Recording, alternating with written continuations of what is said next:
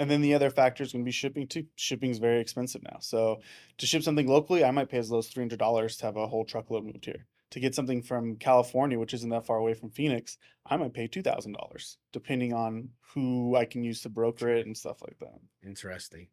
So, and then real quick, the unmanifested is usually just a flat price, and they're just kind of like, you know, It's sold 10 for grand. it sold for 10 grand last week. It's going to sell 10 grand for next week. Oh, no one wants it for 10 grand. How about 950? How about 9? All right, and they'll just keep going up and down depending on supply and demand. So this whole buying truckloads, I noticed, got pretty popular about 10 years ago, or at least started getting some traction in popularity about 10 years ago. Now, another crazy trend happened, right? So all these big box retailers, manufacturers, doesn't matter. They started just, loading up their returns on their truck and either using brokers or themselves and finding buyers for entire truckloads.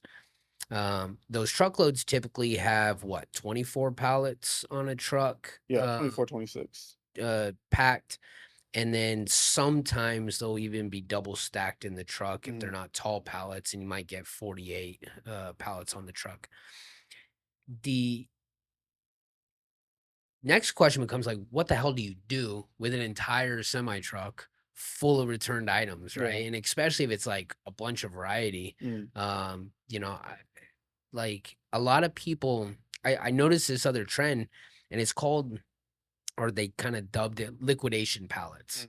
And I've seen it all over the internet where it's like liquidation pallets. And so basically what these guys were doing was they buy this semi truckload of 24 or 48 pallets or whatnot.